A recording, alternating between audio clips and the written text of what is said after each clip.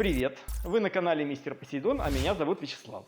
Сегодня у нас самое начало большого приключения на недостижимых глубинах для обычного человека. Сегодня у нас уникальное событие. Мы будем распаковывать первую в СНГ модель профессионального подводного дрона Чайсик М2 Pro. Мы получили его еще 3 недели назад, но оказались готовы к его распаковке только сегодня. Перед распаковкой наша команда, конечно, хотела бы поблагодарить Бориса Жуань и Йонни из компании Чайсик за их внимательное участие в обработке нашего заказа на наш подводный дрон и его доставке к нам в максимально быстрые сроки. Как и в каком этом виде нам приехало. Давайте посмотрим вместе, потому что мы не просто заказали подводный дрон, мы заказали его в люксовой комплектации, которая в наших водах максимально поможет нам в нашей главной цели – поиск сокровищ. Чтобы не пропустить наши с вами приключения, подпишитесь на наш канал, будет действительно интересно. Если вы заметили, сокровища в шапке нашего канала – это наши реальные находки из наших ранних приключений. Вот как выглядит наша доставка. 4 посадочных места. Самая большая коробка – это, конечно, сам подводный дрон. Единственный реальный экземпляр этой профессиональной модели на территории СНГ на сегодняшний день. Что в остальных коробках? Небольшая интрига, которая будет раскрыта буквально через несколько минут. Итак, начнем с самой большой коробки.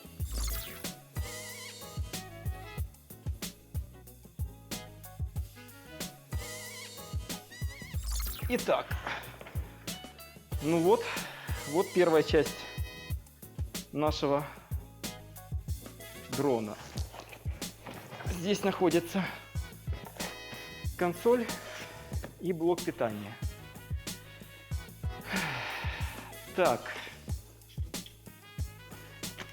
инструкция, сам дрон.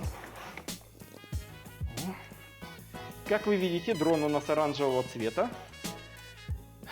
Это сразу его отличает от обычной домашней модели дрона компании Чайсик, которая была желтого цвета. Конечно, отличие в цветах это не самое главное. Цветовая дифференциация штанов из известного фильма тут неприменима, но по ходу сразу понятно, с какой версией дрона мы имеем дело. М2 Pro изначально на 10 см длиннее и, соответственно, тяжелее, но всего на 1,2 кг своей обычной модели. Это никак не сказалось на маневренности в воде. Более того, если младшая модель развивает скорость 3 узла, то это примерно 1,5 метра в секунду, то наша профессиональная модель развивает скорость 4 узла или 2 метра в секунду. Кстати, в описании к профессиональной модели написано, что это не просто профессиональная модель, а модель промышленного уровня для применения в различных сложных решениях. Совсем скоро мы с вами опробуем эту модель в реальных условиях. Поэтому обязательно подпишитесь и досмотрите ролик до конца, если хотите узнать, куда и на какие глубины мы отправимся в самое первое подводное приключение. Время работы от батареи для нашей профессиональной модели также увеличилось с 3 часов до 4 часов. И тут мы подходим к промышленному применению нашего подводного дрона М2 Pro. Именно в этой версии он получил возможность работать от внешнего источника тока при использовании специальной базовой станции. Это означает, что мы не просто можем работать всего 4 часа от батареи, мы можем работать круглосуточно, да, если у нас есть внешний источник питания. Аккумулятор, обычная проводка 220 вольт или генератор. Фактически, при необходимости мы можем находиться на глубине сколь угодно долгое время, если это требует обстоятельства. Правда, базовая станция, которая обеспечивает дополнительные возможности по круглосуточной работе дрона под водой, весит 8 кг, и следует отметить, что удовольствие работать с дроном М2 Pro без остановки на перезарядку батареи тоже не из дешевых. Базовая станция и адаптер для постоянной работы на глубине стоят в районе $4500, что по сумме немного меньше стоимости самого дрона М2 Pro. Когда мы на глубине найдем сокровище, которое поможет нам купить дополнительное оборудование, это будет однозначно удачный день.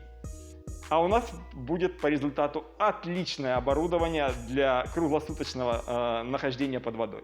Рабочие температуры для работы оборудования остались теми же, как и у младшей модели. Минус 10 градусов по Цельсию, плюс 45 градусов по Цельсию верхняя граница. Верхняя граница меня беспокоит больше, чем нижняя. Почему? В Эмиратах в разгар лета температура окружающей среды поднимается до 48 градусов Цельсия, что ставит вопрос о возможности его работы в таких условиях. Конечно, мы все это с вами выясним сами при ближайшей поездке в Дубай, но будем стараться туда поехать не в самый разгар жары. Видеосистема не претерпела в промышленном варианте никаких изменений. Это по-прежнему максимальное качество 4К с битрейтом 60 мегабит. Все это пишется на SD-карту, которая находится под одним из коннекторов, и емкостью 128 мегабайт. За освещение у нас отвечают два диода. Вот два LED-диода. Это два источника света по 2000 люменов каждый, что, в общем-то, должно хватить в обычных условиях. При нулевой видимости наша модель может оснащаться... При нулевой видимости наша модель M2 Pro поддерживает работу сонара, что позволяет нам ориентироваться в условиях нулевой видимости. Но цена сонара на сегодняшний день пока неизвестна. И мы подходим к наиболее интересному отличию профессиональной модели M2 Pro от стандартной. Это глубина погружения. Инженеры компании Чайсинг увеличили глубину погружения этого дрона со 100 метров до 150 метров. Это очень значительное увеличение глубины с инженерной точки зрения, а также для задач по поиску сокровищ на значительной глубине. Глубины в 100-110 метров не являются чем-то особенным для некоторых объектов, где мы с вами будем искать сокровища и доставать их. При использовании обычной версии дрона, конечно, подобные глубины для нас были бы недоступны. Но с M2 Pro мы смело можем за 2 минуты опуститься на глубины, которые недостижимы для обычных людей.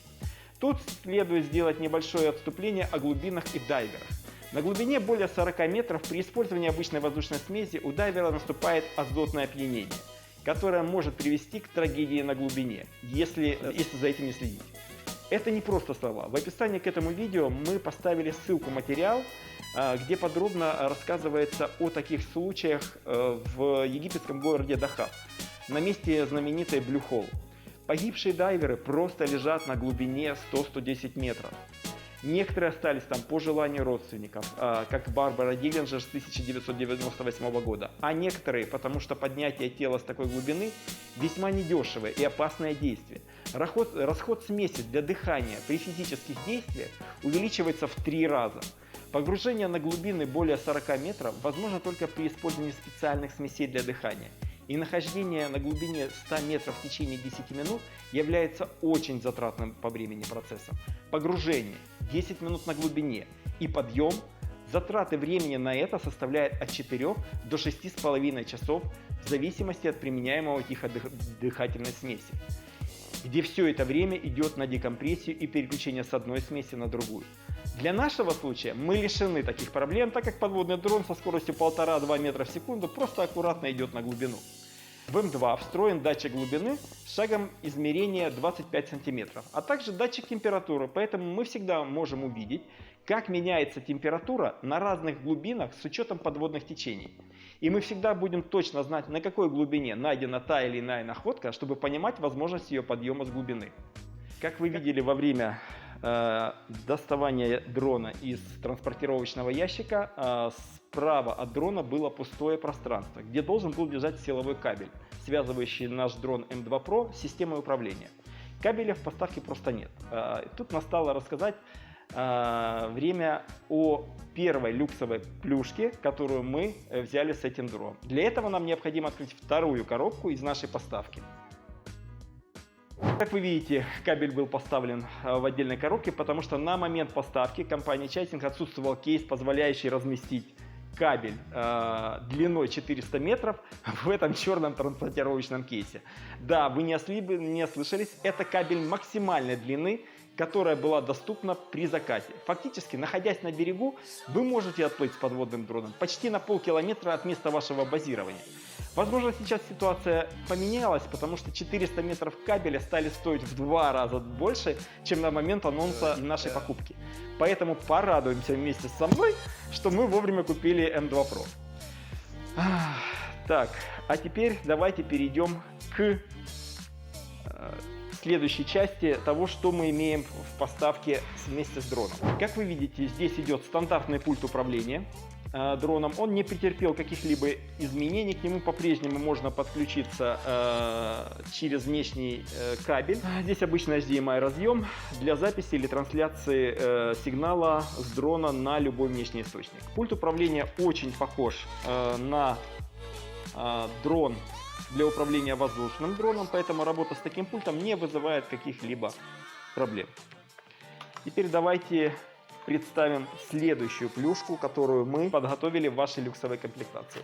Перед вами подводный фонарь дополнительного освещения. Если штатные фонари каждый на 2000 люменов, то это аж 12 тысяч люменов. Это прожектор, который в обычной жизни будет светить метров на 200 в наземном исполнении.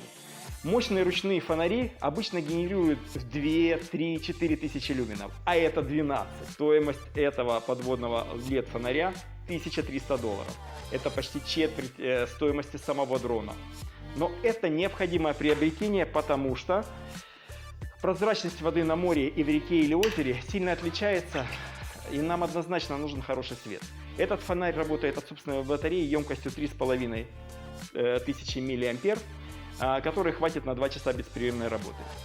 И как небольшой лайфхак, этот подводный фонарь на 12 тысяч люменов может стать отличной подсветкой во время обычной домашней фотосъемки.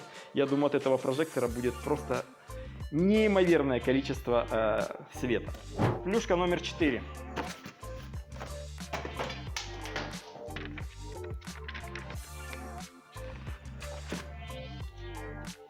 Это управляемая роботизированная рука. Да, это именно та рука, которая поможет нам доставать сокровища с глубины.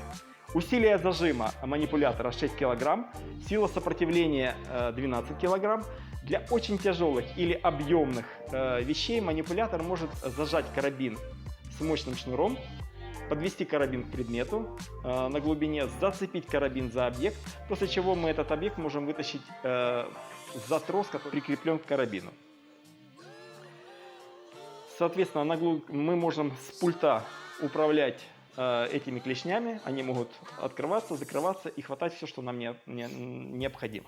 Но если вы на выходе с вашей яхты случайно уронили ключи от вашего BMW в воду, достать ключи из глубины с помощью такого манипулятора делать 5 минут. Осталось только найти яхту и BMW. Как вы видите, у нас с вами есть полный комплект профессионального промышленного оборудования для исследования глубины и поиска сокровищ. Использование подводного дрона, конечно, не ограничивается просто поиском сокровищ. Спасательные операции по подъему пострадавших из воды, подробная съемка состояния гидротехнических сооружений под водой, подводная фотография, вспомогательная съемка при глубоководных погружениях, разведка состояния дна перед погружением водолаза, съемка на отдыхе и еще много новых и интересных возможностей, которые откроются нам в наших совместных приключениях. Если вы не хотите пропустить новые для меня и для вас приключения, подпишитесь, чтобы вовремя получить уведомления о нашем новом следующем приключении. И как мы обещали, небольшой анонс нашего следующего приключения. По слухам, в одном из мест, куда мы с вами планируем поехать, утопили оборудование примерно на $20 000. Мы поедем и проверим эти слухи. Вдруг слухи окажутся правдой, и мы найдем сокровища. С вами канал Мистер Посейдон. Это была распаковка первого в СНГ экземпляра профессионального дрона Chasing M2 Pro. Спасибо.